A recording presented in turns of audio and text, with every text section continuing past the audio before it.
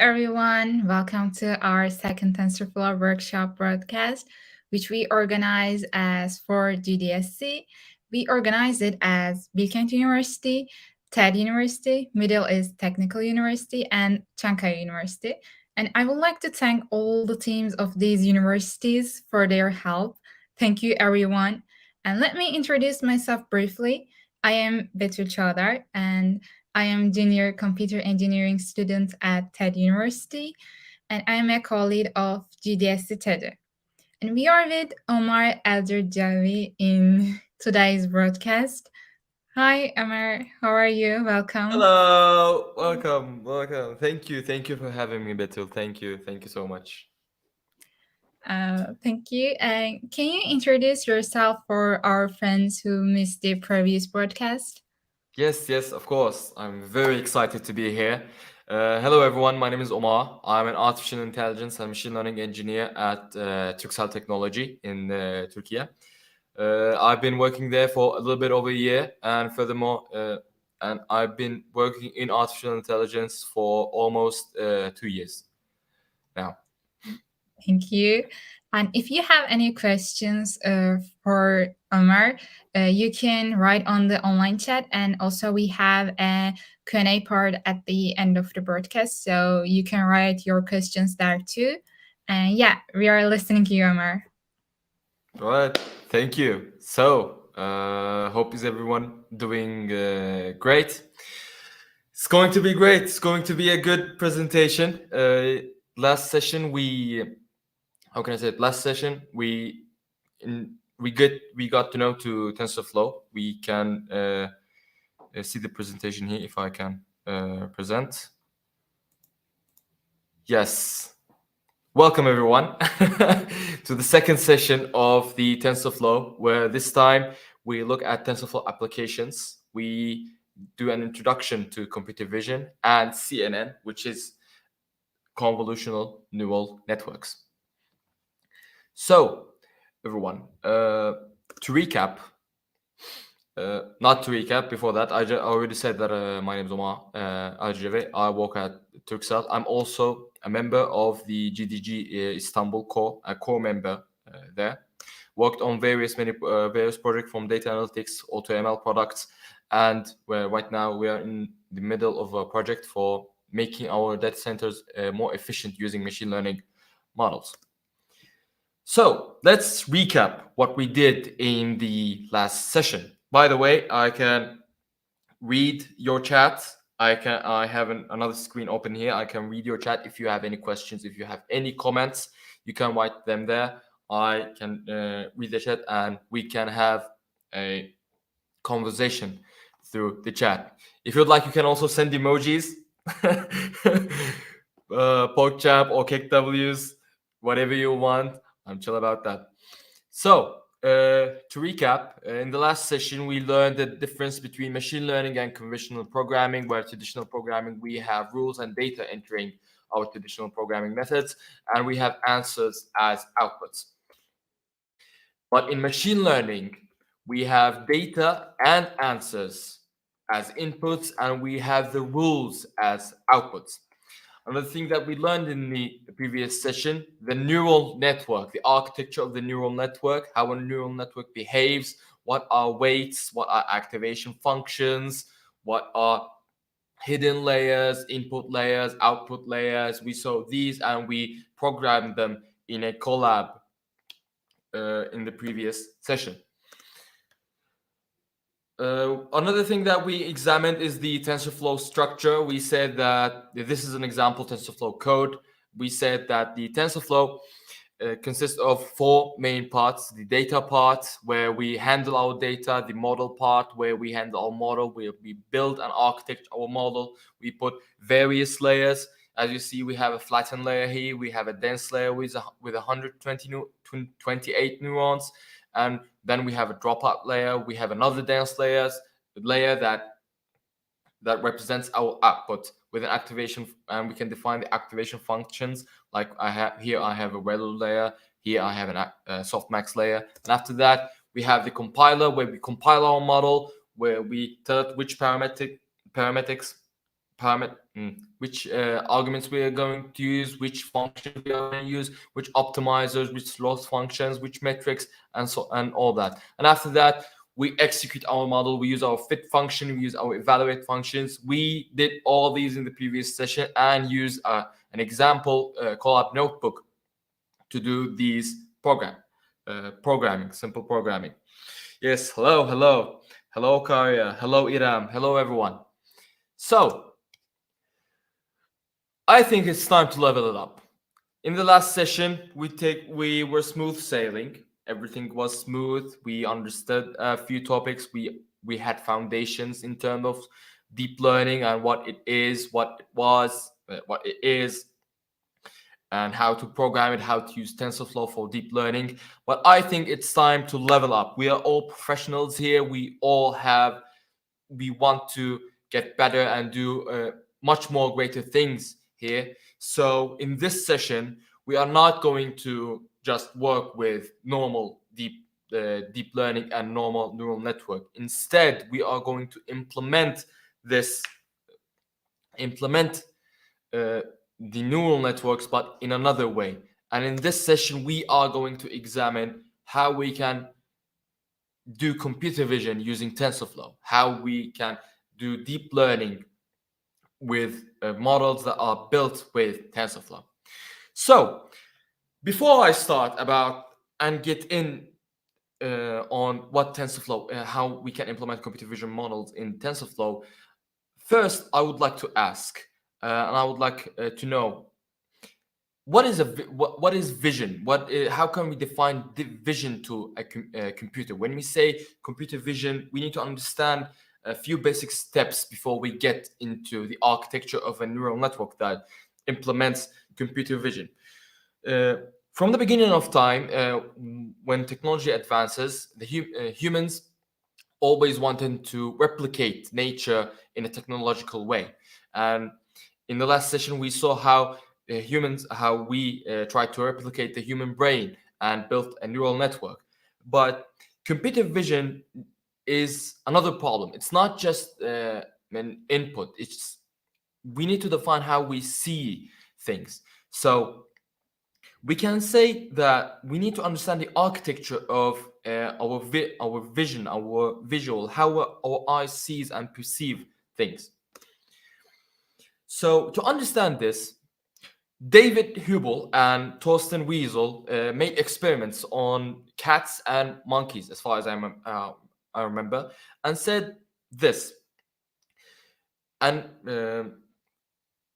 in vision, they saw that that animals do not see everything at once. They see parts of things. Neurons perceive parts of things, and as you see here, like when this eye looks at the house, we see parts of the house at sometimes, and these parts are connected to different neurons in our visual cortex.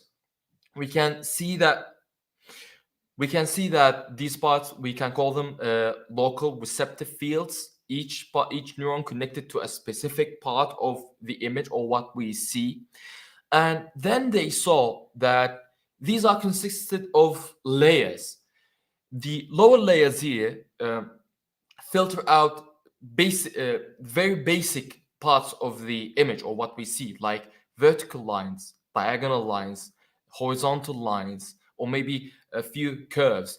And then this signal is sent to the next layer. The next layer, if you see this image, if you can see the image here, you can see that the second layer is not connected to all the neurons. It's connected only to the neurons close to it. So also this layer is connected to a local receptive field in the layer before it.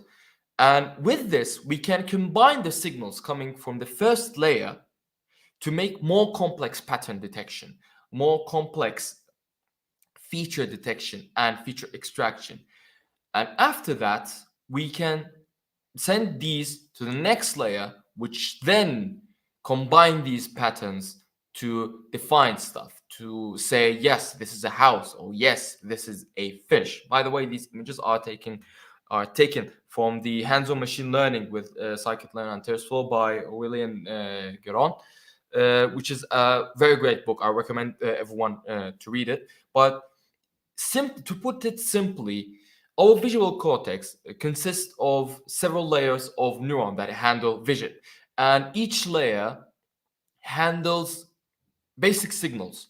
But when you move up through the layers, because the layer after handles more complex features, it more basic features together and puts them. Okay, I got a bit excited there because it's really exciting thing. The first layer handles basic features. When you combine these basic features, you get more complex features, and when you combine these more complex features, you get another more complex set of features. So, if this is how we perceive things, if this is how vision works, how can we replicate this in a machine? How can we make a machine see how we see stuff?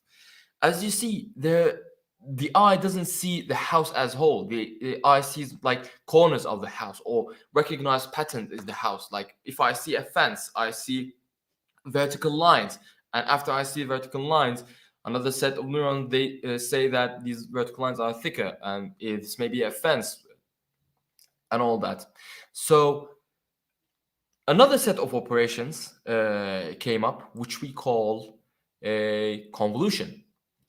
To put it simply, convolution is the mix of two sequences to extract another sequence from these two sequences. It's a bit complex, right? Okay. Let's look at this. Here, I have an example of a simple convolution. It's a video by 3 Blue 1 Brown that explains convolution in a mesmerizing visual way. And here I have only a small part of his video that explains how a simple convolution works.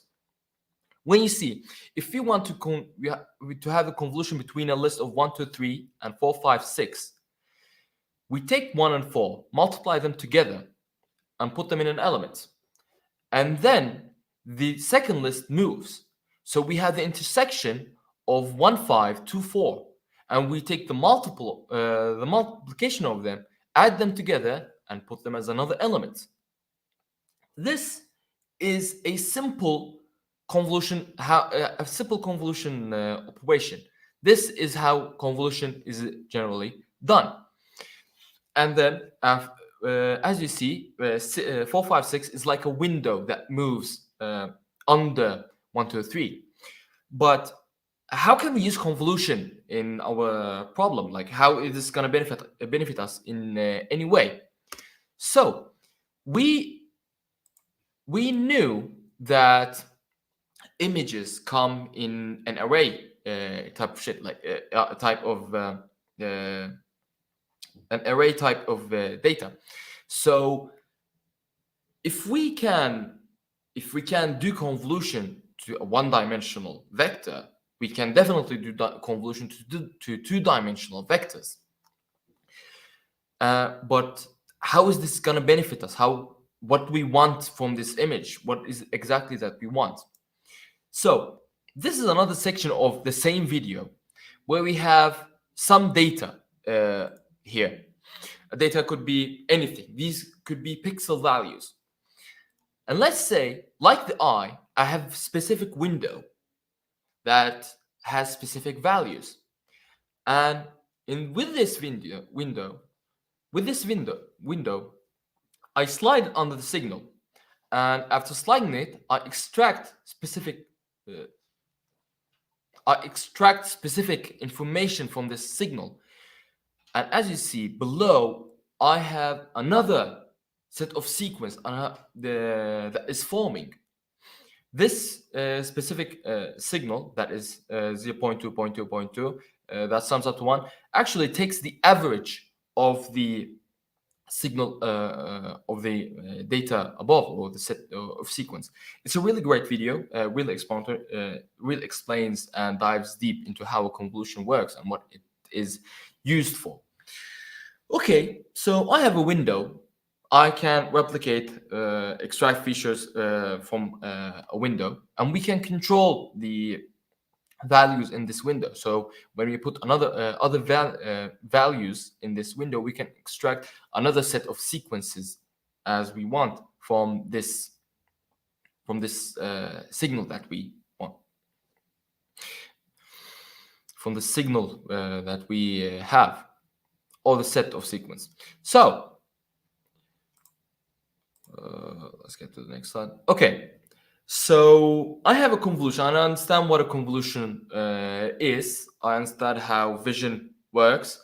So what is it exactly? How can I use convolution in terms of neural networks? How can I put convolution in an AI neural network? Like we had dense layers. Yes, okay, we put the neurons. Is it the same thing? Do I put the convolution in the neuron, or what exactly do I do here? So this is a basic convolutional neural network architecture. The convolutional neural network consists of two main parts, which is the convolution layers and the pooling layers. We will understand the functionality later. But when you see this, each pixel here in this layer looks at specific area of our input. And by turn, after, in the layer after, the same thing happens in the second layer. And so, and so, and so. And after that, after we made all these convolutions, we flatten them and put them in a normal, fully connected or dense network. But why do I do this? What does a convolution really matter? Convolution is really good at detecting features. Let me reply. We say that convolution is really good at detecting features. So our aim here is detecting features in the image or in our output. So if our eyes can detect specific features in what we see, let's say here I have a glass, an empty glass. I detect that there is a hole in the middle. It's a glass, and it is round but cylindrical in shape. So all of these information is connected to my brain and say, yes, this is a glass.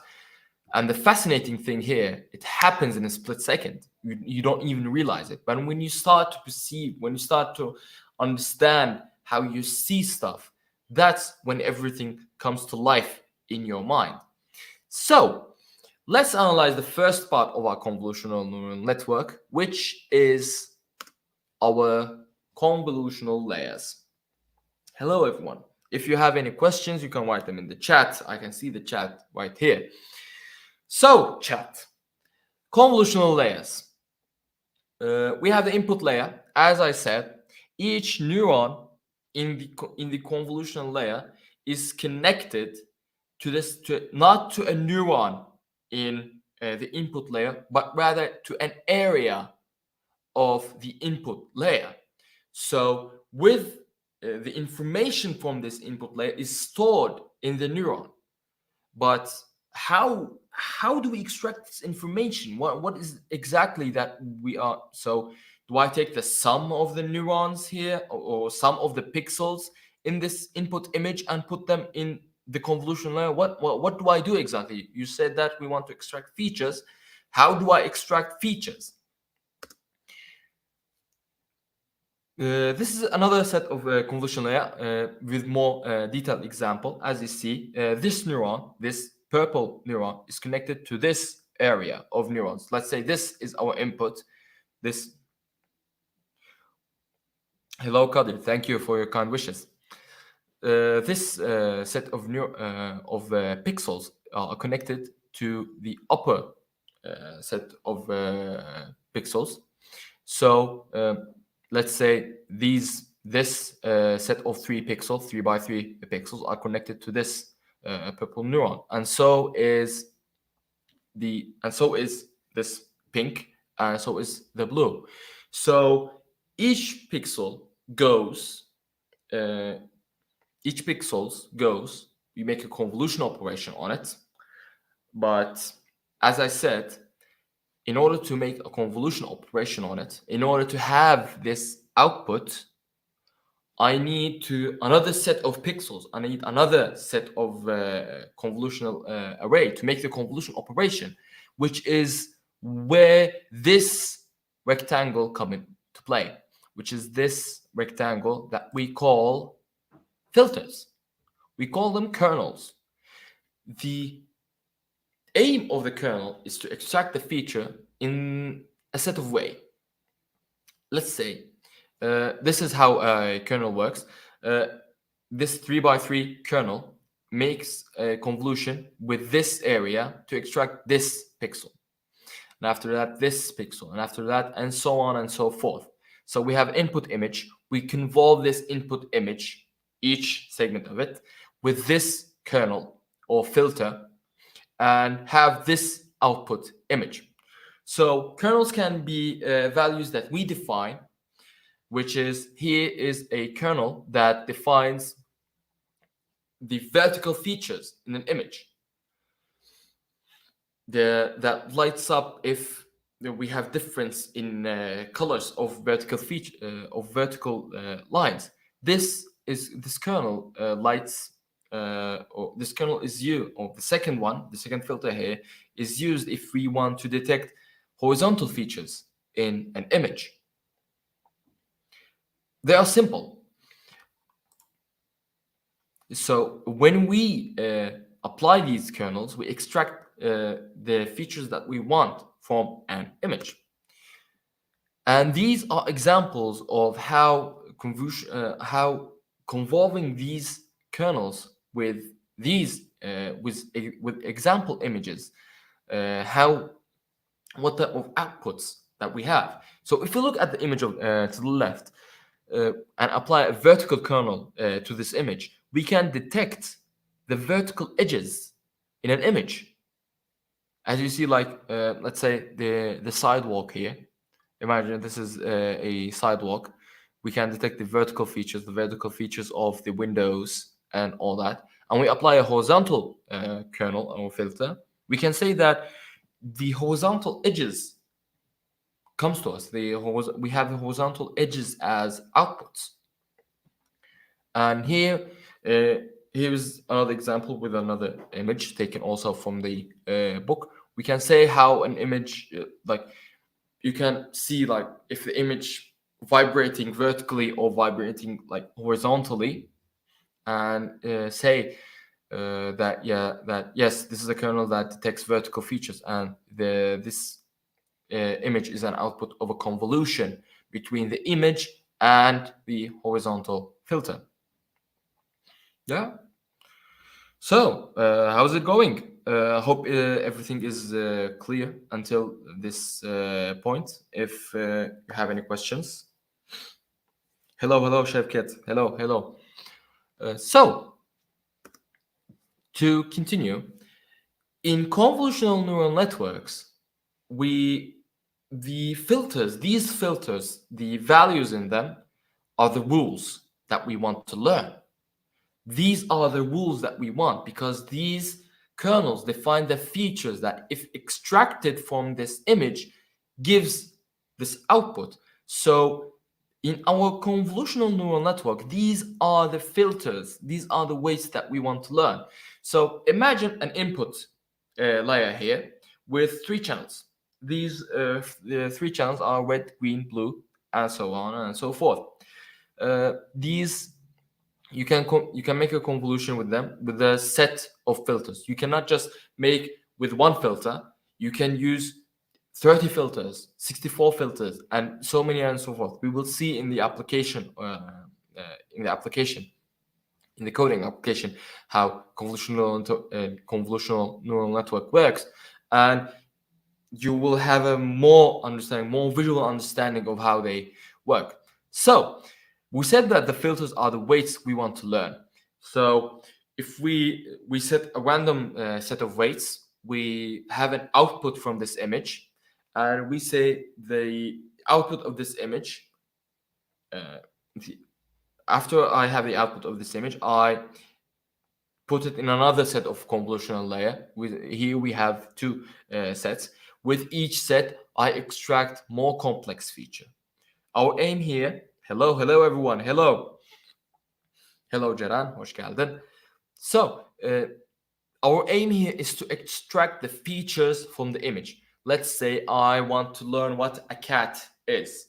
I want to extract the features that make a cat a cat. Let's say pointy ears, maybe small nose, a smaller body, or all sort of stuff. Pardon me. So our aim here is to extract feature, and with each layer, as we said in the eye example, we extract more complex features. Like in the first layer, let's say we extract vertical and horizontal features. In the second layer, I extract maybe diagonal features, or let's say squares, circles, pointy edges, and all that. This is a basic. I want you just to understand the basics of what filters are and what we use them for, because we will do the application in the coding in our coding session. So if we go to the second, so that's how filters work. If we go to the second important part of our convolutional neural network, of our CNN architecture, there are the pooling layers. Pooling layers are very basics. Pooling layers are not very much complicated. Pooling layers, the main goal of pooling layer is to subsample the image, i.e. to shrink the image in order to reduce the computational load.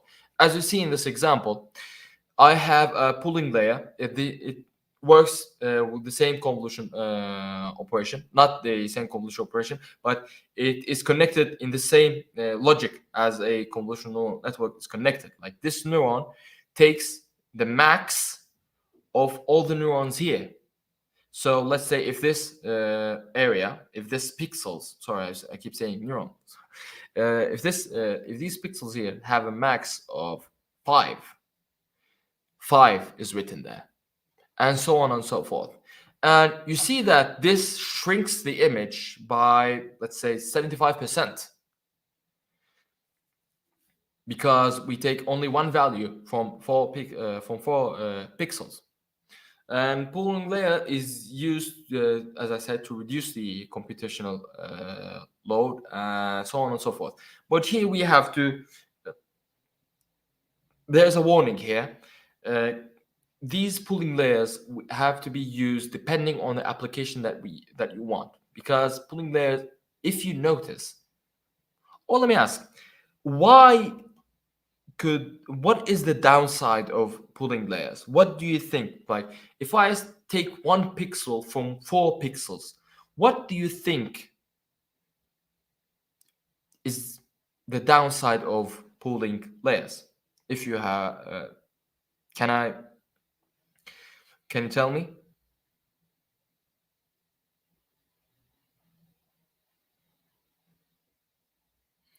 Yes, they reduce the amount of that, as Tolga said. Thank you. Lesser accuracy. Maybe. Mohammed said lesser accuracy. It's not lesser accuracy. It is that we lose a lot of data. So depending on the application that we want to apply here, we use pooling layer. Let's say we want to use segmentations, like the application where you highlight an object in an image. There, in this application, every pixel is important, and you cannot use pooling layer, or you must use pooling layer with caution in these types of applications. But in classification, it's maybe not that important, and we can shrink the images. So if we continue, this is the general architecture. Wow, that went by very quick. So this is the general architecture of a convolutional neural network. We have the input. The input consists of various channels, because in the last application, we made input with only gray, white and black images. But here I'm going to show you how to do it with 3 channels with RGB images. So we have a convolutional layer with various filters. Each layer here represents a feature in this image. And after that, we have a pooling layer to reduce computation.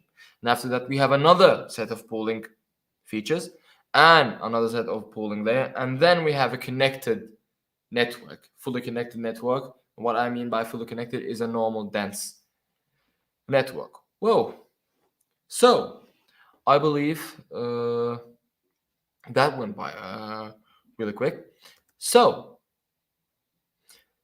but why do we need to implement convolutional neural network? Why do you think is the reason that we need convolutional network?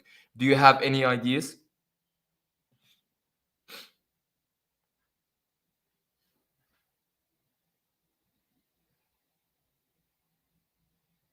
Come on, chat. You there? Hope you're there. Let me ask the question again. Why not just use a normal neural network? Why do I need to go through this much hassle and build a convolutional neural network?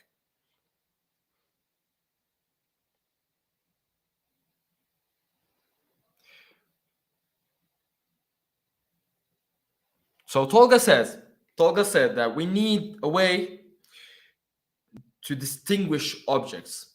Correct. But we also can distinguish objects using a normal neural network. Neshet says to increase the possibility of getting more accurate data. Yes, in some way, true. Not just more accurate data, but more features. We extract more features from the images. We can extract features using a normal dense layer, but I want you to focus on one thing. Each pixel here is not connected to the whole input, but each neuron here is connected to every feature in the input. Like, do you understand where this goes? Using convolutional neural network, if we can analyze only specific areas of the input that is relative to this pixel here, to this pixel here, like if this pixel is only responsible, only makes calculations for this area of the input, we can reduce computation by so much. We can have less operations to make. We can have smaller neural networks without sacrificing performance, without sacrificing extracting features from such images. Yes, that is the main difference between the convolutional layers and the normal dense layers. So also, let me check my notes here. Yes. Hello,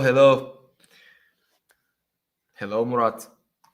So, if we continue, here we can see an example code of our. On the left, we can see the example code of a simple neural network. As we said, we have the data part. We also have the model part, and we have the compiler. We have the execution part. It's the same code. We've worked with this before. You all know it.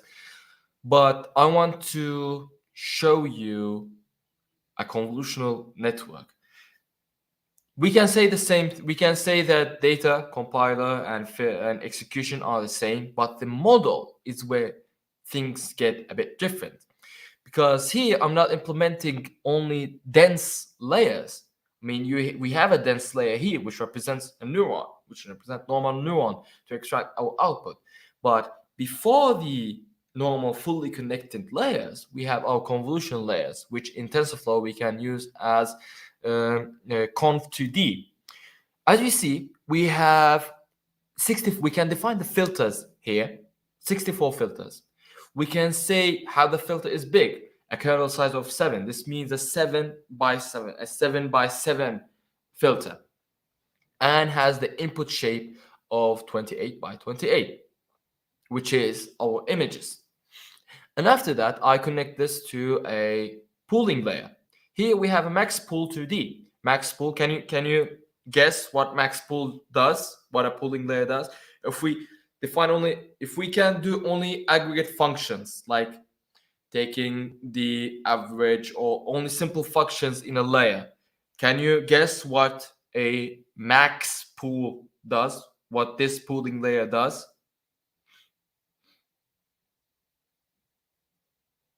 Come on, chat. Come on, chat.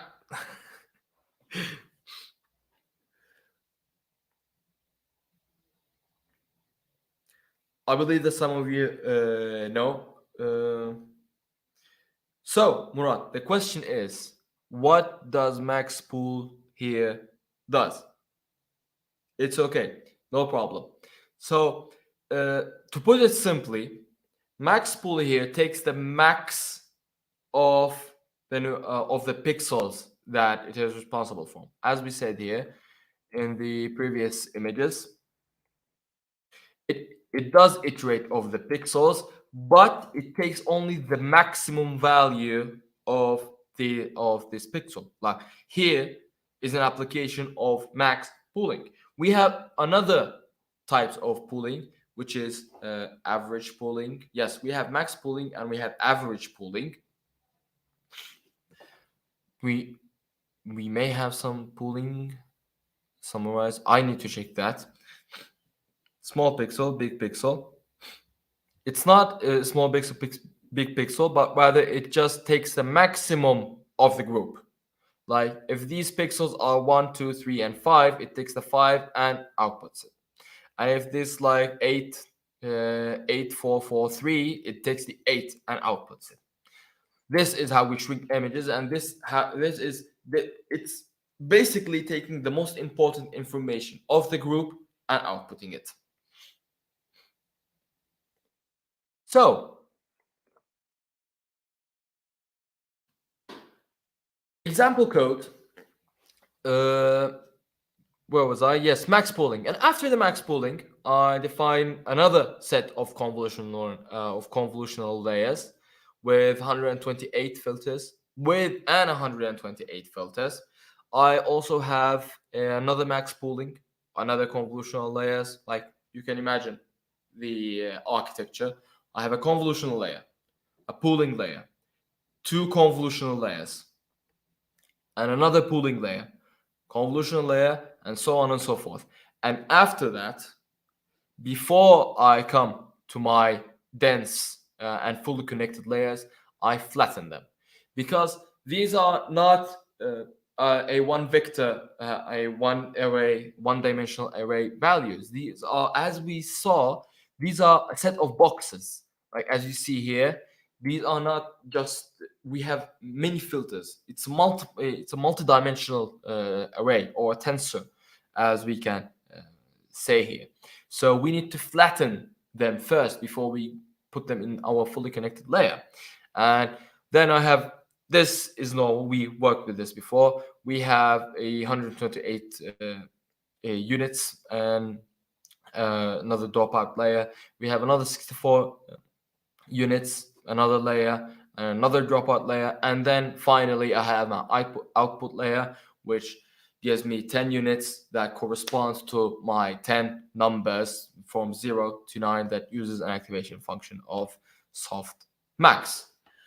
Whoa, okay, that was a lot of information in very few times. So let's just recap what we learned.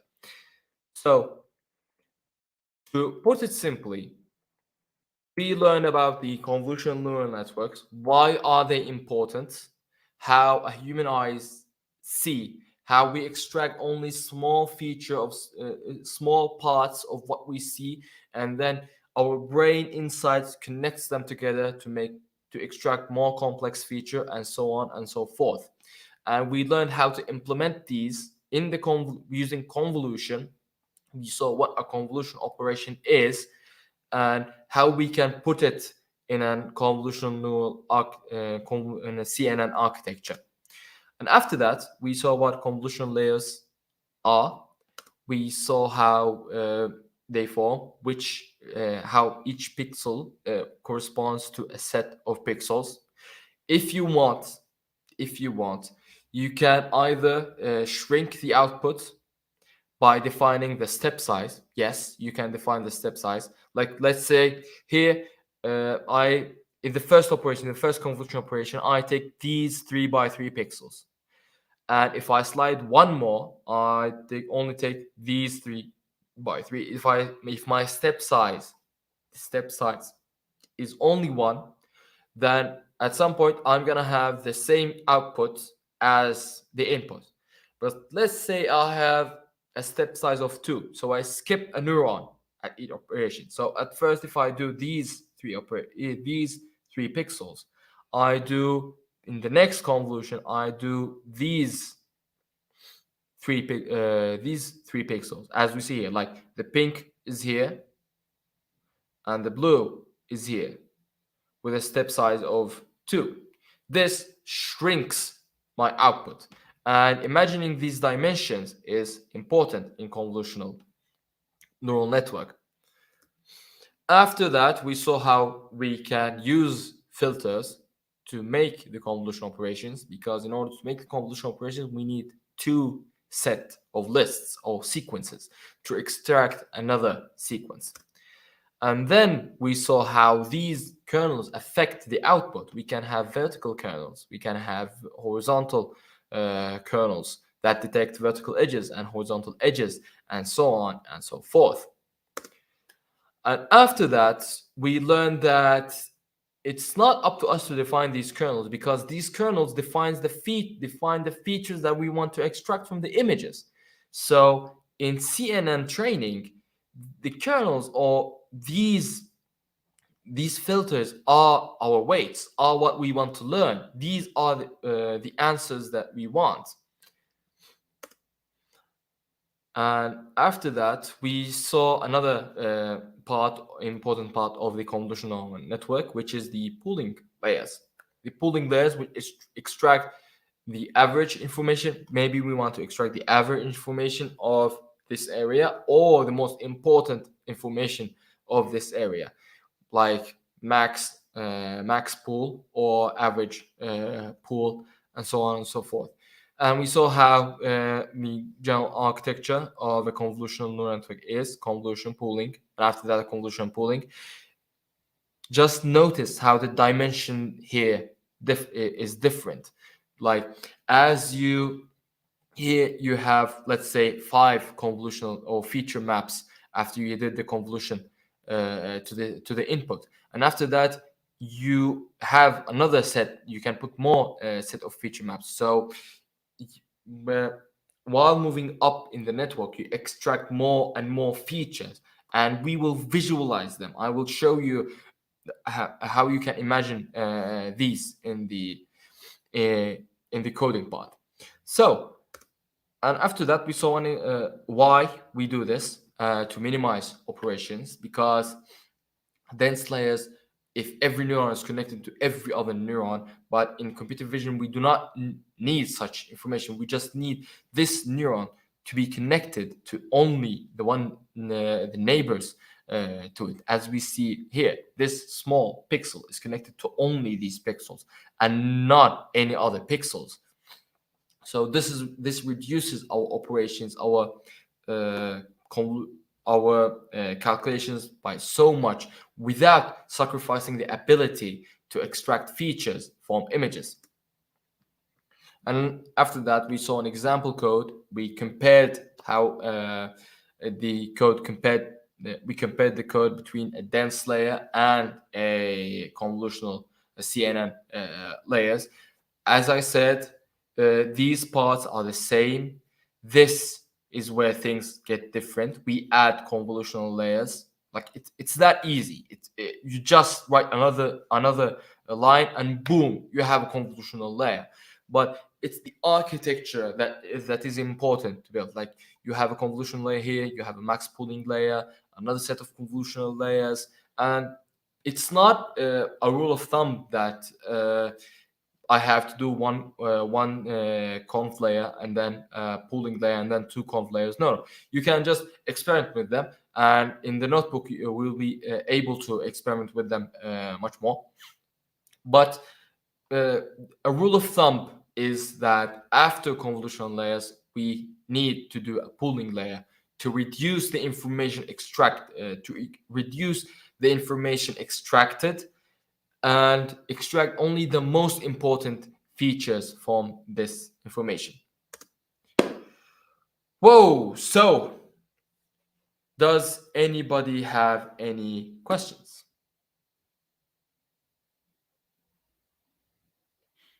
Chats.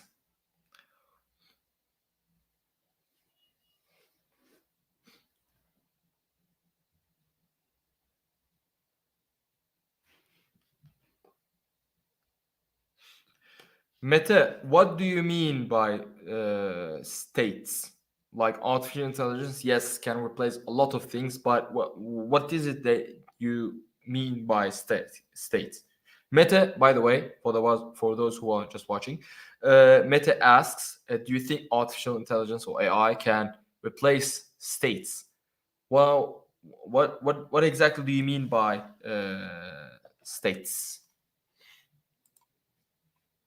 If you can clarify more on that.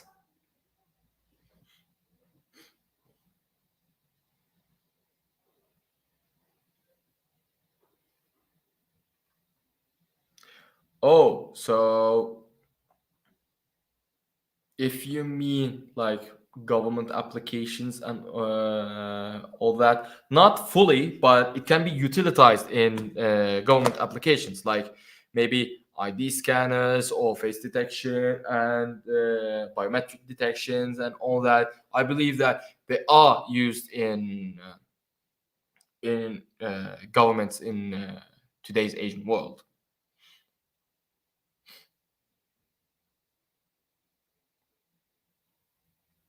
So chat, do you have plans for New Year's Eve? Do you have, by the way, Happy New Year to everyone. We are learning about convolutional neural networks in the last day of 2022.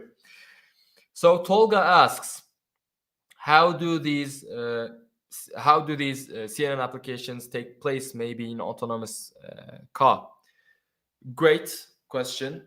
In autonomous car, we can eventually CNNs are used for not image classification, but extracting information from images. So if you extract information from images, and these could be utilized in segmentation, image segmentations, like maybe define the lines in the road, or maybe define stop signs or traffic lights and all that. So let's say if you have the information that in this image I have a stop sign, and maybe I can send a signal to the motors to stop, or just push the brakes in the vehicle.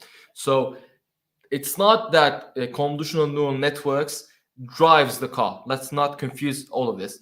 Convolutional or CNN are useful in extracting features in images. And by features, I mean what makes like a glass of water, or what makes a cat.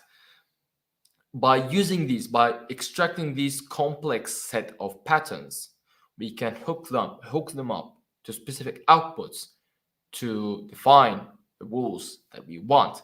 Or let's say I have inputs, I have pictures of cats, and I can put them through the convolutional neural networks, and then I can learn the filters that I need to define if I give a picture of a cat and put them through these filters, then yes, it tells me it is a cat or not. And the same logic could be applied to any other computer vision application. This could be in image segmentation or image classification, or maybe an autonomous car. As long as you can extract features, you're good. Is what I believe.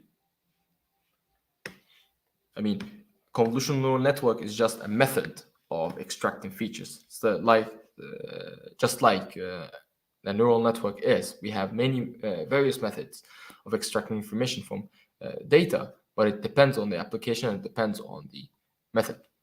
Whoa, let me just drink a glass of water. So, chat. Okay, so before we get to the coding part, if one of the monitors can assist me too, I believe that we can have a break. We've learned a lot of stuff. We learned a lot of convolutional neural networks and how they. Let's just digest them for a few minutes. Maybe go watch some videos about them. Go watch the three blue, one brown video. Other than that, I believe we can have a break for, let's say, chat. How many minutes do you want for a break? Is 15 minutes okay? And then we go to the coding part and see how we can code convolutional neural networks.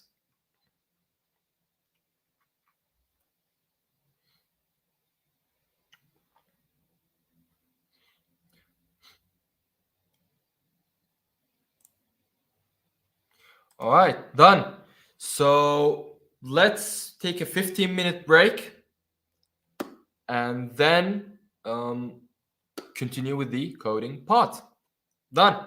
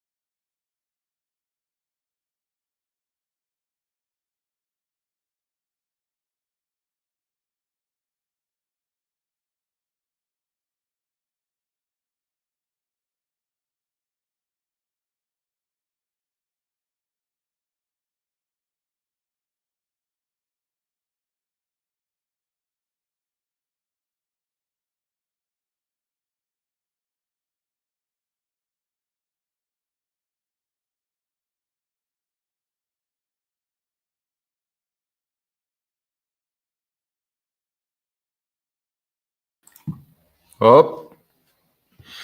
So, is everybody here? Let's go. Let's continue this session.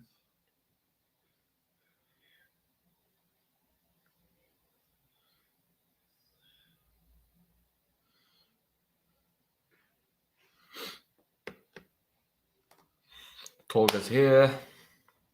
Murat, are you there, Murat? Mary, you there? Come on. Exciting things wait for us. Exciting things. We're gonna go into the code. We're gonna visualize what happens.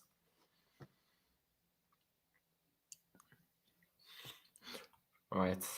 Let me just prepare this.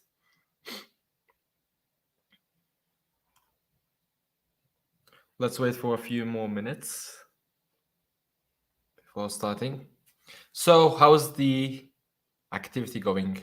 If you have any comments, you can reach out to me. You can say good, bad, anything.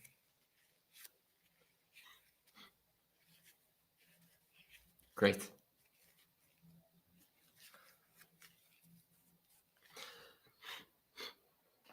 Nice. So, this is not Twitch, right? If it was Twitch, can I get a pork jump in the chat?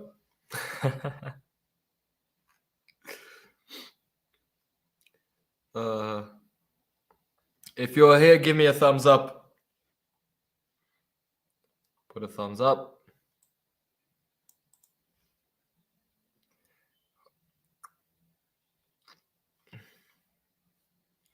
Hey.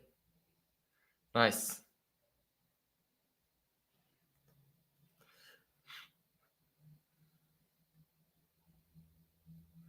So,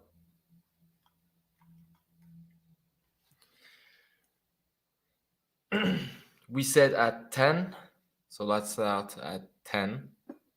At 13:10.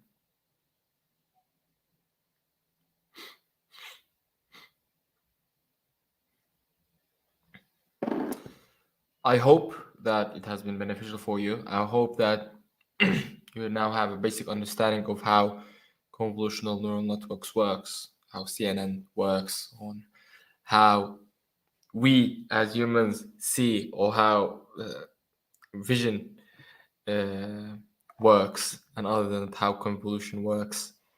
After that, how convolutional neural networks work. Whoa, okay. Exciting parts are coming now. We have the coding sessions. Let's say demo sessions for convolutional neural networks. Most of them we did most of the hard part, and I'm going to show you 2 examples if we have time. But first, all right. So, welcome back. I hope you've got your coffee, because we are going to dive deeper into TensorFlow and how to use TensorFlow to apply convolutional neural networks using TensorFlow. So, let's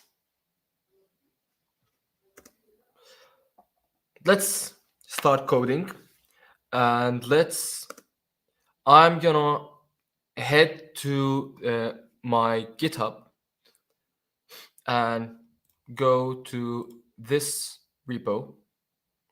Let me share this tab. I'm going to go to this repo, and inside this repo, if you head there in my GitHub, I believe the mods can share the links in the chat if it's possible. So this is a repo that I prepared that has basic code for introductory level code. Let's just go with it together. And I'm going to click on Intro to Convolutions. Intro to Convolutions. Here we have a Jupyter notebook, and I'm going to click this. open in Colab. Yes. So in the last application, done. Yes, Tolga also shared the link. So I hope you can follow up with me. If you cannot, you can just watch the the presentation and it would be very much fine. So if you remember in the previous lesson, we saw how we can use the MNIST fashion dataset to distinguish between various uh, classes of clothing, shoes, trousers, and all sort of stuff. So if you remember, here is the code that we wrote before. We have the first part of one anyway. So this warning says that this notebook was not made by Google; it was made by me, or its source is not from Google. So let me say just one anyway. This code is very much inspired from the labs and courses that are given by Google and deeplearning.ai. So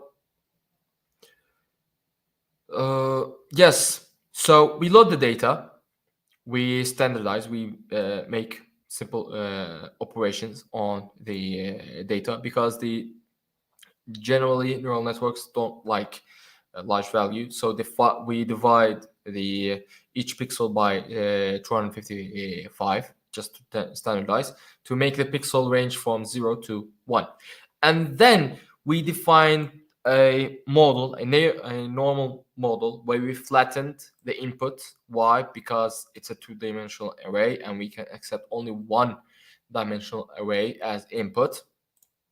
After that, we created a dense layer using ReLU, using activation as ReLU, and then we made our output layer in the model. After that, we compiled the model, and after compiling the model, we evaluated our model. So if I run this quickly, let it just run a bit. Yes, it will train for approximately 5 epochs. I mean, here is 5. You can play with this just to have feel on neural networks. We did this at the previous session last week. And one last epoch. Here we have our neural network training on our data, and we will and then we will evaluate the model.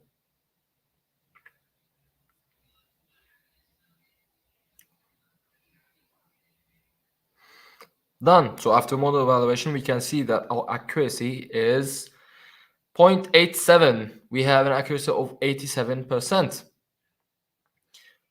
So we have an accuracy of 89% on the training sets, and we have an accuracy of 87% on the test set.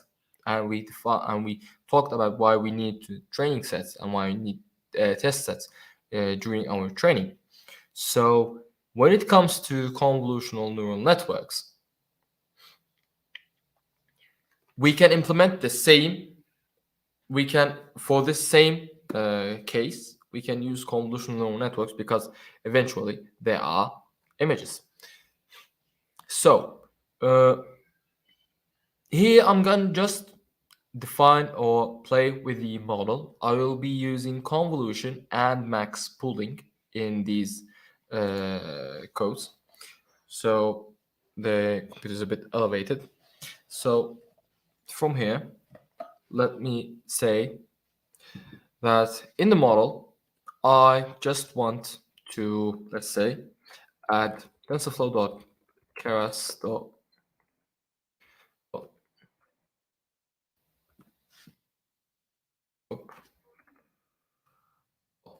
Layers. It's the same.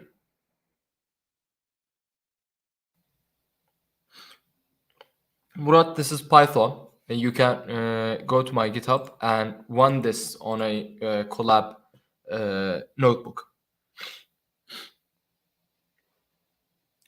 So from layers, I'm going to choose the type of layer I want here, which is a conv 2D, a two-dimensional convolution, because there's also conv 3D, which is a three-dimensional convolution operation.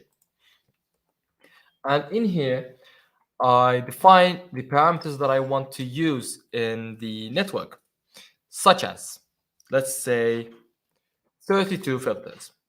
I want 32 filters in this convolution layer.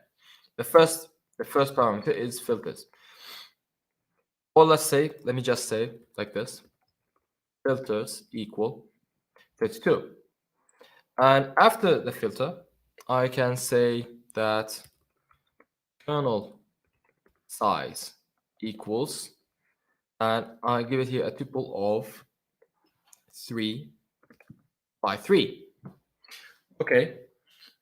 After I define the layer, or I will define the activation function in the layer, which is activation equals, we can set this to value, and then I will put the input shape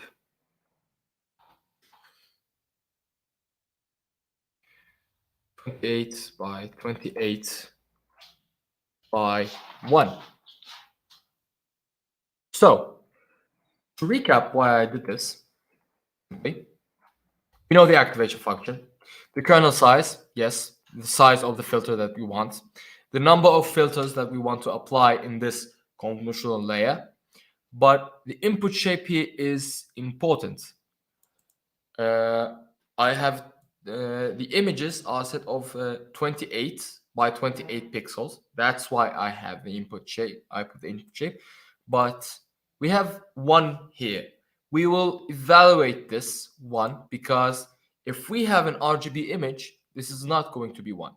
We need to put this as 3, because in the image we have 3 channels. We have the red, green, and blue channels. So this is my first layer. After that, let's just add the same. Let's add a pooling layer. Let's copy this. Dot max pool 2D, done. And let me define by default the pool size, the kernel size is 2 by 2, but you can define it as much however you want. In here, I will stick with the pool size of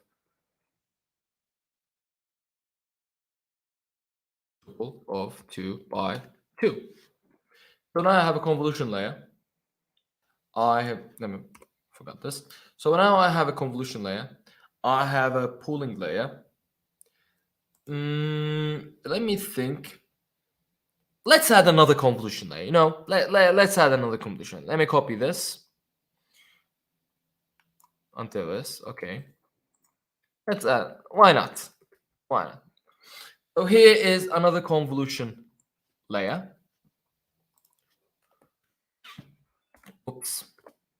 So here I have another convolution layer with also 32 filters, 3 by 3 kernel sizes, and let's not forget an activation. Oops. An activation of ReLU. We examined why we use activations in neural network in the previous session. If you missed the previous session, I believe the YouTube video is on the Bilkent, the GDSC Bilkent page. You can check on it there. After that, after the convolution, let's extract the most important features here. So also let's add another pooling layer.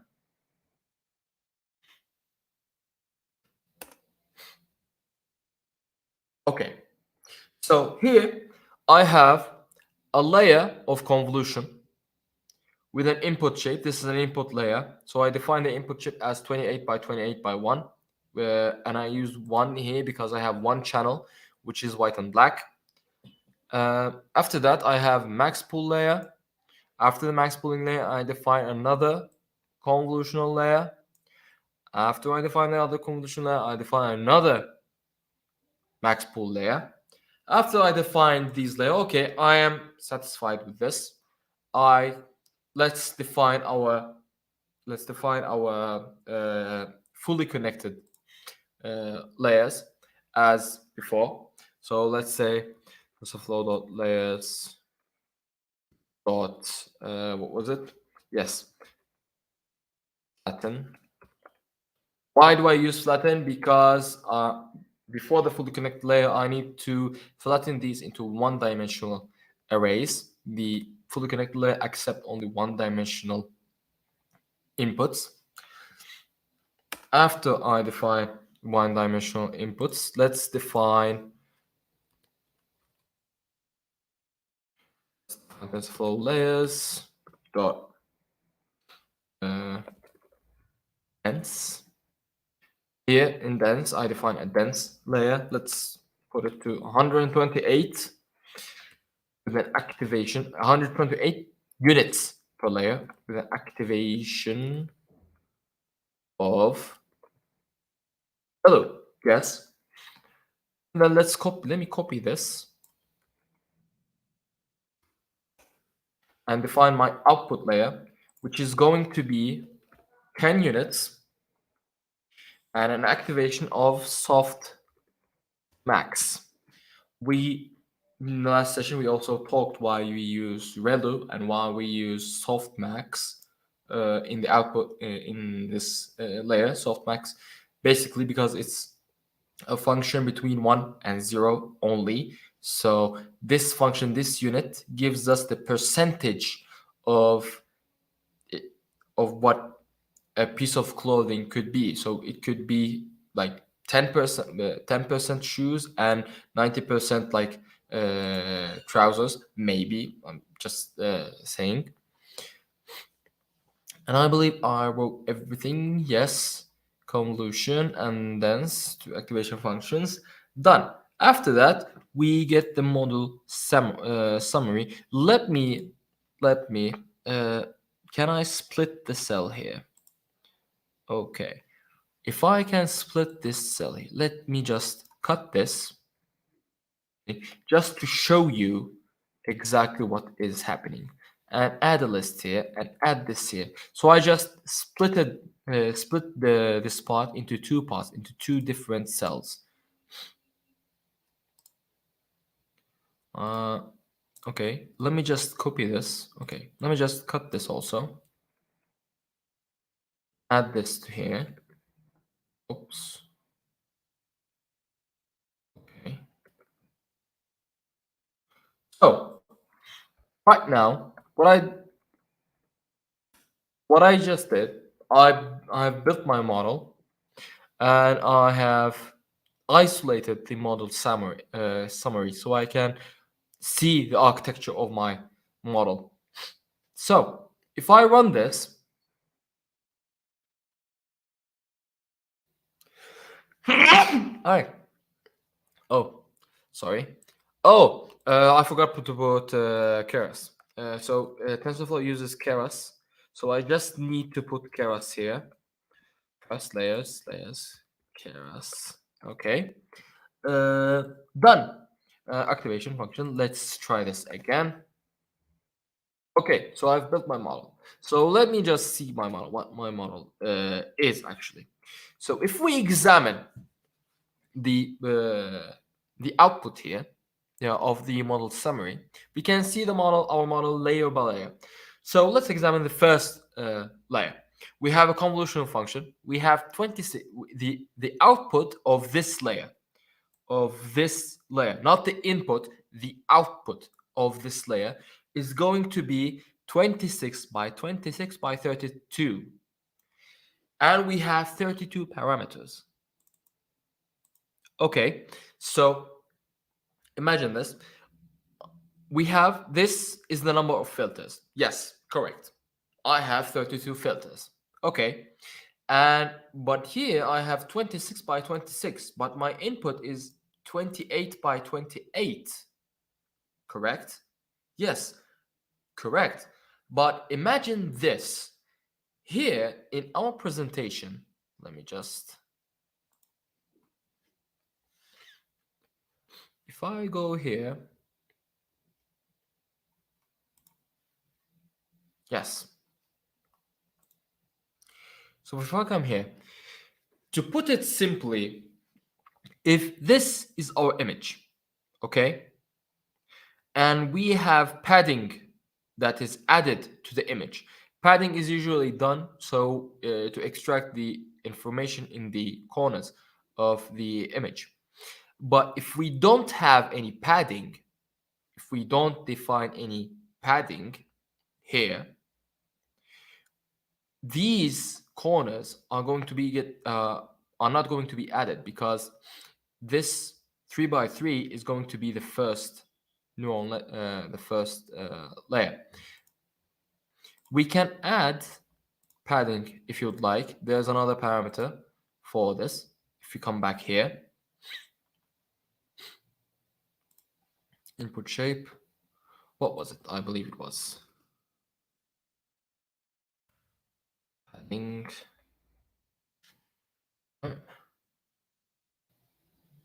Padding equals, let's say, 0. And do I have an error? Yes. So if I have an error, let's just, I forgot what it was. Let me just check the TensorFlow docs.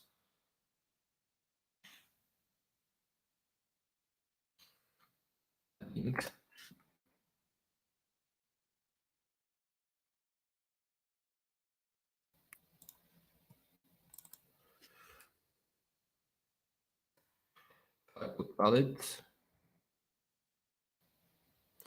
Okay, if I put valid and take the same 26, 26, let's put same.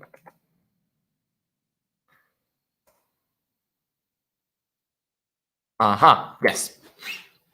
So if I put padding as same, which is I want the same output dimensions as I have in the input. So depending on that and depending on the kernel size, it adds this padding layer around the image, so you can have the same dimensions.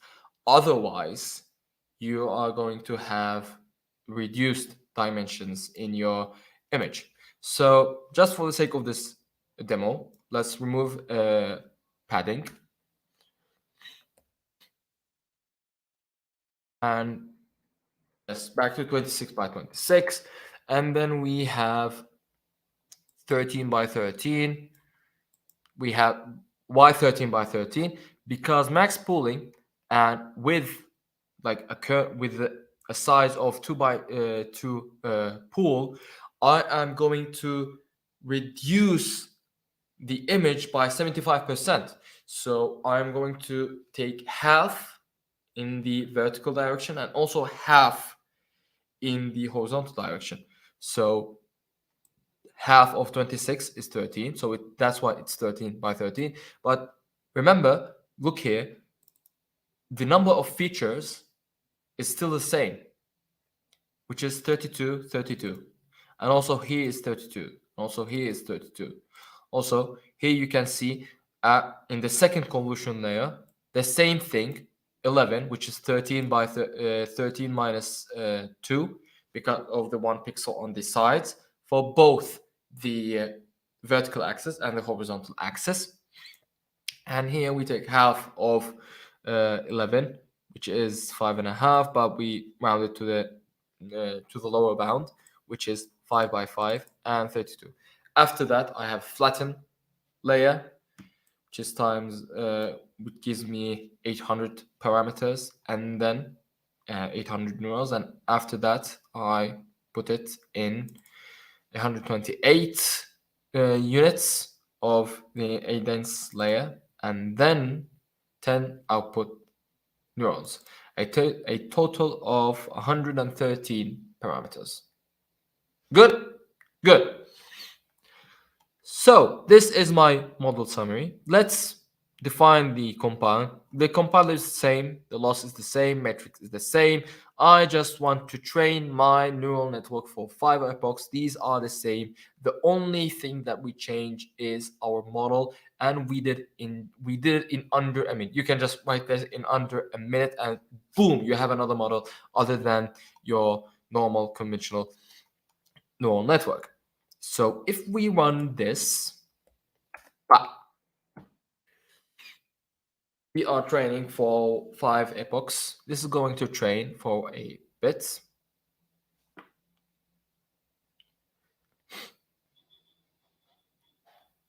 Colab is a good environment for testing and running stuff. As you see, like I changed values and run these together. This is amazing. That's why I have the open in Colab button, so you can test this with your hands as well.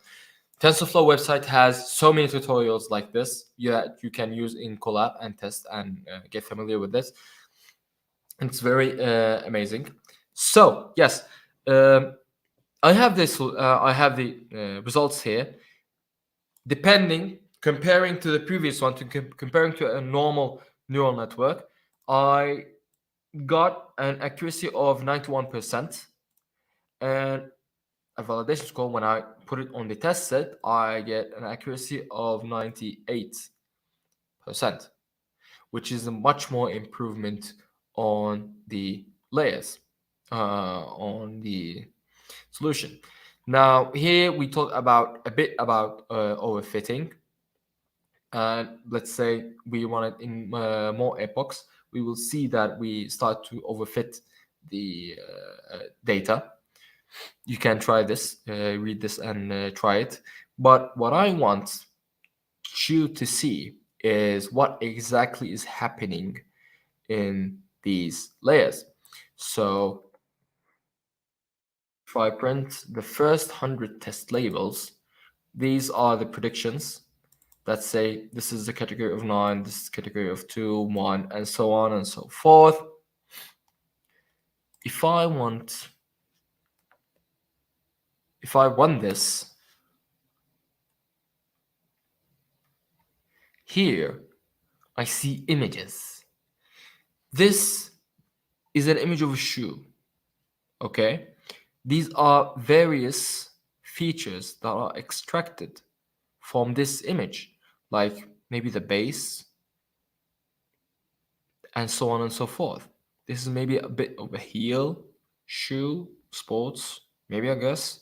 And then as you see, as we go deeper into the layer, this is the first convolutional layer, this is the pooling layer, this is the second convolutional layer, and this is the pooling layer. Like, can you visualize it? Like here is the 26 by 26. This is the pooling layer, which gets down to 13. This is the 11. The 11 by 11 pooling layer, and this is the 11 by 11 convolution CNN layer, and this is the pooling layer. So each layer, you see how like this feature is extract, and then the most important part of this image is extracted from this from the image before, and so on and so forth. So this is what we do. This is how we extract features. Let's focus on another shoes. Can I adjust the code if I first image? Okay, so another shoes, we see how different features are extracted from it, but mainly the base is focused on. You see how this lights up, how this lights up, how this part is extracted, the most part, and you see how they are similar in the output. You can experiment with this a bit, so you can see how things actually work. And other than that, here you have a set of exercises that you can try and test for yourself. Maybe try to increase the kernel size, maybe decrease it, make it smaller kernel size, maybe put a bit more filters. Let's copy this. Let's copy this, put it here, and make it 64 kernels, like 32, 64, and another 32. Will this improve our performance in any way? Let's try and test this. Oh. If I train the model, so as you see, it takes a bit more time to calculate because there's another layer in between. But if you wait for this, the third epoch, I like to see these, like mesmerizing. It really feels like you are training the model. Sorry. So after that, we evaluate the model. We see that our performance decreased. First, we had 99% and 87%. Maybe we are overfitting the data. So let's just... Oh. Sorry.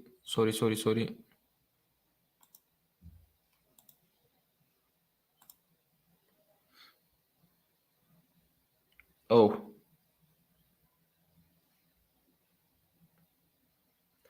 I am so much sorry. I believe. So can you remind me?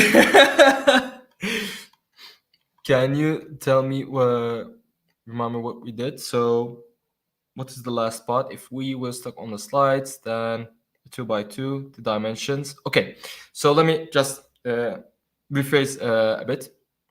Here we have the summary of the model. We understood the dimensions of the model. Sorry about that.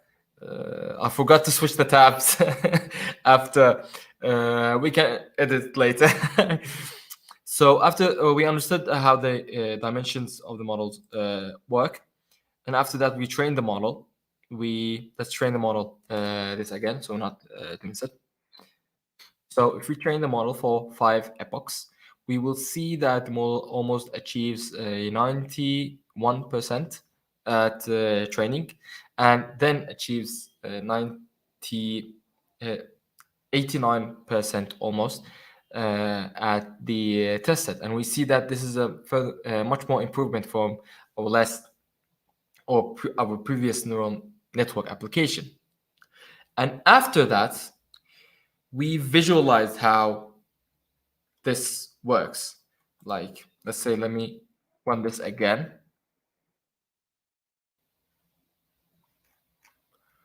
Let's finish this. Okay, and then this finishes. And then if I run this again,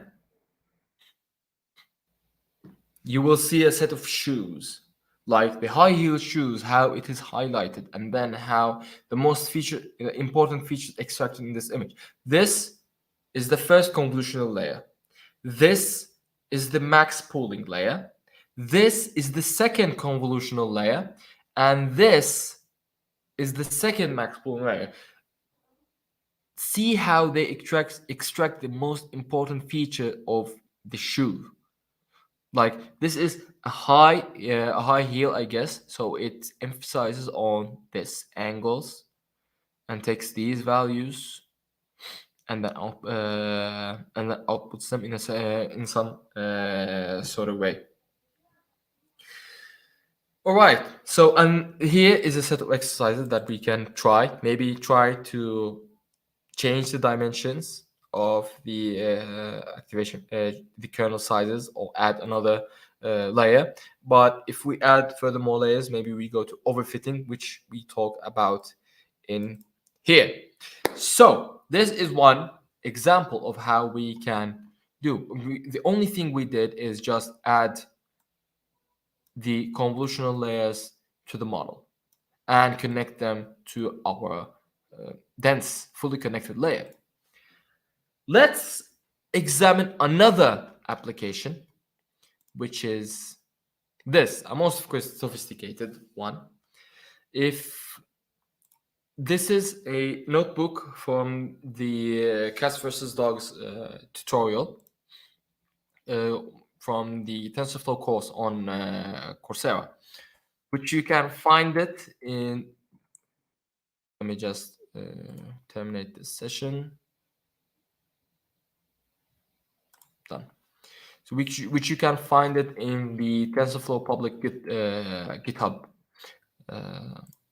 repository. So after we nothing much. We just run the data collection part. Here I split the data into training and testing, the training validation data. After that,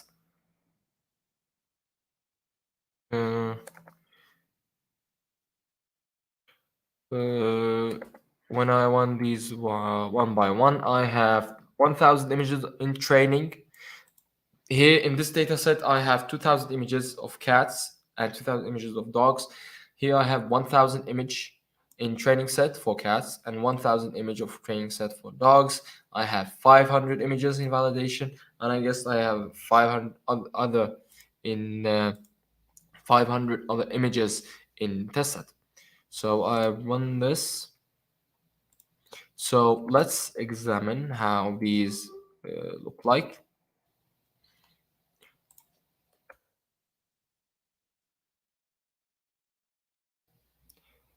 Let's run it. Wait for it for a bit. Okay, so we have 8 images of cat, and 8 images of dogs.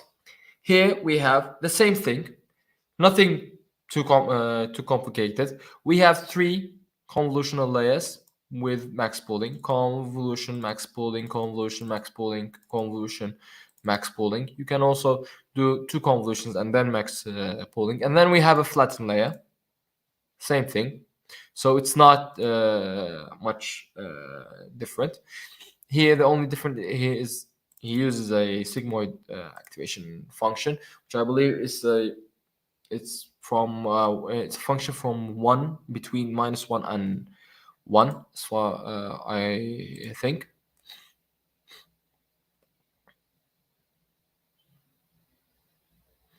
So when I run this, I build the model, and after that, let's check the model summary. And here I see the shape, the output shape. The images are in 150 by 150 pixels. So here we have 148 by 148 pixels, and then the pooling layer, the convolution layer, it's the same thing, nothing different, but it's just that it has much more parameters. So, and then I compile the model in here. After that, I do a bit of data pre-processing on the model. This could be also done before the model section. Here he did it, or they did it in the section after the model. Imagine these as just code blocks. You can put them or change their places as long as they don't. As long as they don't. How can I say it? As long as they are not dependent on each other. So here I am training the images. Let's train the images here for a bit. This will go for 15 epochs. It might go for, let's say, I guess 5 minutes or so. Okay, it will be 5 minutes. We can wait for this, and then we will show and some input an image of cat and dog and see if this image is a cat or this image is a dog. After that, we can visualize how the layers between them work in this example. And then we will evaluate the performance of our model on the test set. So until after this application, we're already at 6. We can wait for this a bit. Other than that, I hope everything is going fine. I hope everything is going good. If you have any questions, you can also you can ask me in the chat or in the Q&A sessions we have.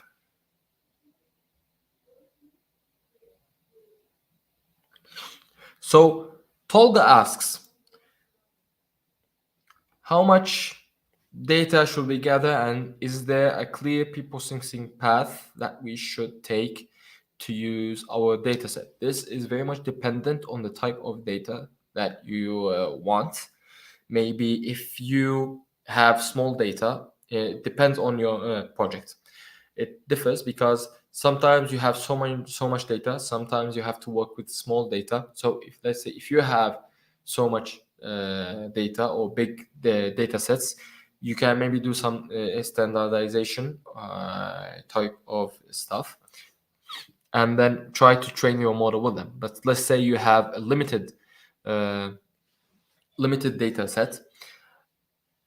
Let's say you cannot gather more data. You can implement data augmentation on the dataset, where you have the same image, but you have different copies of the image, where each copy is like a different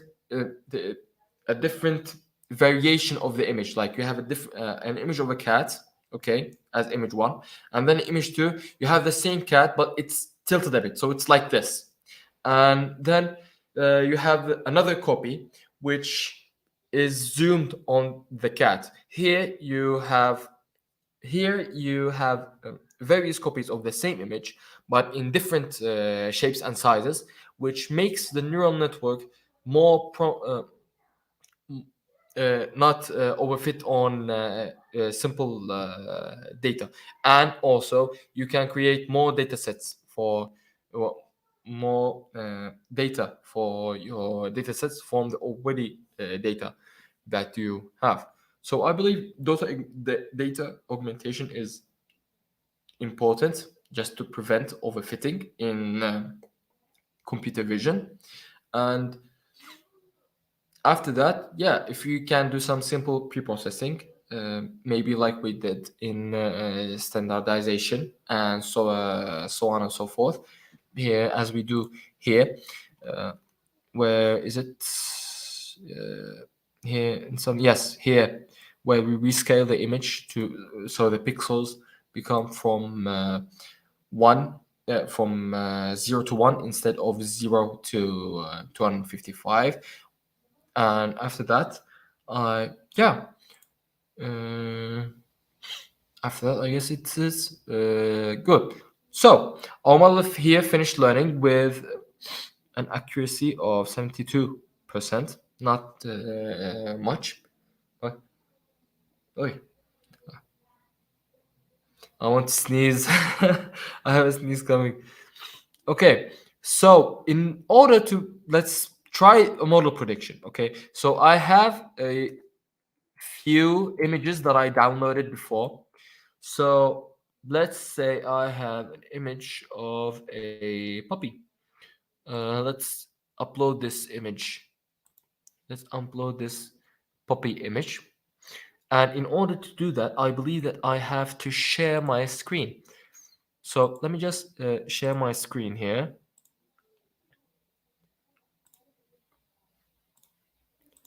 Okay. Done. So here is my screen. Yes, this is a dog. The image that it is talking about is this dog, this image. I uploaded this image and it says that yes, this image is a dog. Good. So what other images that I can use? I have this image of a pug and I have this image of a cat. As you see, we can use the different types of images. in here. So let's use the image of the cat. So let me just run this again. Let me choose a file. I believe the cat was this image. And it will do a prediction on it and say, yes, this image is a cat. Let me just run this again and try with the pug image. It's a very questionable image, but let's try it. So it says that this image is a cat. So we know that there are some improvements that we can make here to our model, because our model is approximately 72%. So maybe we can do some data augmentation here to train on our data set or collect more data of pugs, maybe. So to the exciting part here, let me just show you this. Here, we can see how the layers behave. Like you see the first layer, the second max pooling layer, and so on and so forth. These are various filters that are initialized and learned. These filters are learned. We learned these filters. You can see which features did we focus on exactly, and so on and so forth. And then the max pooling layer. After the max pooling layer, we see the other convolutional layer, and so on and so forth. With each layer, we extract features, and with each extracted features, when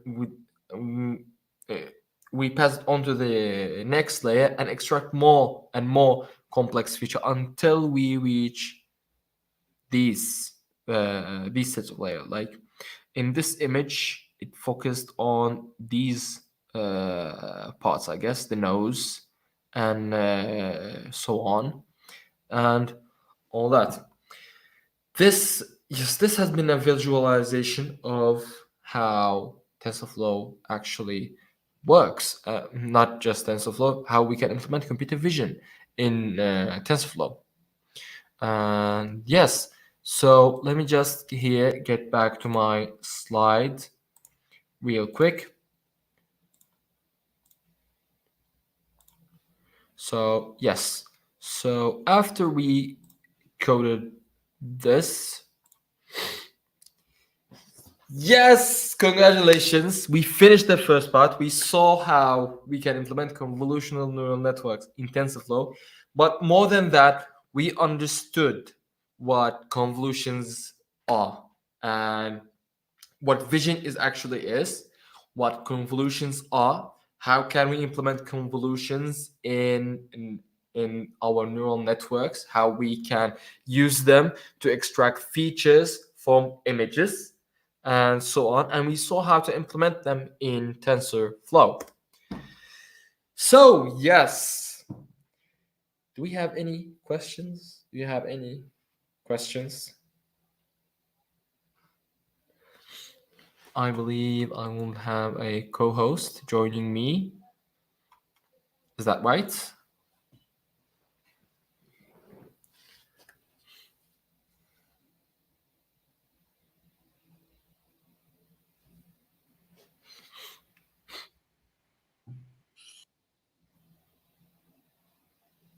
Yes, Tolga tried to join.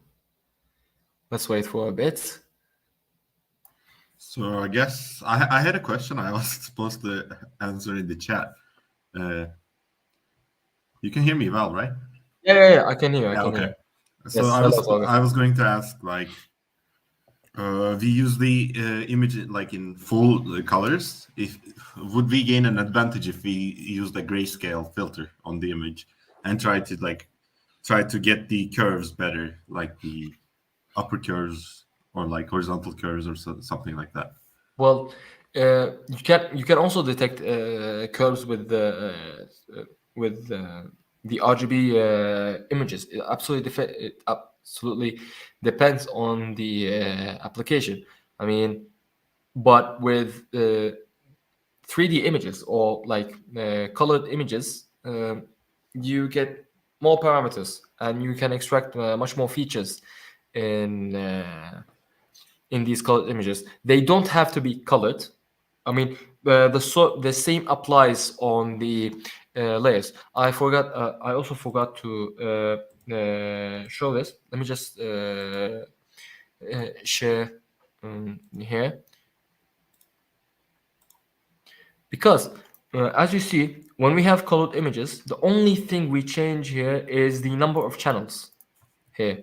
Because we have three colors, the red, green, and blue, we change only the number of channels. And the filters here are also in the three channels. We extract the filters also are in three channels, because the same filter has to be applied on every single channel in the image. That's why, like, when we extract features from one input, we do not extract only features from one input. We extract three features: one for the red channel, one for the green channel, and one for the blue channel. So actually, if we just try to imagine this, this is where the box comes in, or the box notation here. If we try to imagine what is happening here, we have a filter, not just only one filter. We have, let's say, 32 filters stacked together, and we have almost how can I say it? And we have, each filter is a three-dimensional array. So we have an array of three-dimensional array. That's why we have like multi-dimensional array, and that's where we utilize tensor processing, not just tensor processing, tensor mathematical operations in TensorFlow. So here we have stacked features. Each feature is a tensor that could be, let's say, a 32 by 30. I mixed the dimensions so much. Yeah. But that's why I say that you need to imagine it. So we have 16 filters. Each filter is a 3 by 3 array, which has three channels. So it's a 3 by 3 by 3 by 16 filters, and you can visualize them in the model summary. There are various other websites here. That you can visualize them and see what is actually happening. I believe, yes, if you go and check these websites, I don't remember their names right now, but if you, with a quick Google search, I believe that you can find them quickly. That's what I can say. Thank you for answering. And I can invite my friend from our core team. I am the lead of GDSC Bilkent, and I think I can invite Cheyenne from our core team to take the questions if you have more. Thanks for joining us. Please. My pleasure. It was my pleasure. Yeah, so hey guys, we'll be wrapping up the event over here now, and like if you have any questions, we'll be taking them. Also, just wanted to thank you, Omar, for coming, and like you really explained it very well for like the CNN part, for The example. pleasure is mine. Yeah, I did. If you understood from my explanation, if you understood then it's all good for me. Cool. Because like having done OpenCV before, it's like this was a refresh, and like getting to understand the actual basics and like how it all comes together. That's really nice. Yes, of course. Tolga asks. Tolga here has a question. How can we continue in our machine learning path from now on? I mean, as we said in the previous session, maybe you can furthermore improve on what you learned today. Here, like as you said, what is next exactly? The same thing applies. Build something and publish it. Maybe try these neural networks. Try a set of different images. Try different images of yourself. Maybe try if you have various images of yourself and other data sets, you can try them. You can do more research on these topics. Absolutely check the other resources. I would really advise the machine learning course and deep learning courses of Stanford University. I believe that they are on YouTube, and also the deep learning course of MIT University that is also on YouTube. These are great resources for you to start your machine learning journey, I believe. Yeah, cool. Let's just wait a few seconds if you have any other questions coming up. Yeah, sure. What do you think, Shine? How was the activity for you? What is the thing that caught you the most that you said, "Wow, I didn't know this. This is really gonna help me." Yeah, so basically, like as I also mentioned before, like the convolution networks part, like especially comparing it to the a classical neural network, that was really nice because it's sometimes gets a bit hard to wrap your head around the differences and like how it actually works and how it's going to help us, say for example, in the image classification that we did right now. So it's pretty nice, yeah, and it really makes us realize the power of these tools and how like TensorFlow is such a powerful tool for machine learning and improving, say for example, common practices, like say Yes, yes. businesses, for example. And also, the most important thing here is not just that TensorFlow is a powerful tool for machine learning. It's an easy to interpret tool for machine learning. Like as you saw, the code is not very much complex. It's not very much hard to build neural networks, and also it can get very much complex for more complex applications. If Yeah, we definitely. utilize other parts of TensorFlow, like TensorFlow JavaScript or TensorFlow Extended. And furthermore and further on. Other than that, yes, these are my channels. You can connect with me on these channels. If you have any extra question, of course, you can send them to me or through these channel. That's All right, I then we'll be wrapping up over here. Thank you so much for everyone to come here, and special thanks to GDSC TEDU and GDSC Cankaya and GDSC METU for coming along and helping us organize this event. It was a really nice event, and thank you so much for coming. We're glad you could make it, and on behalf of GDSC Bilkent, we wish you a happy new year. Goodbye. Happy New Year, everyone. Thank you all. Okay, then. Let me see.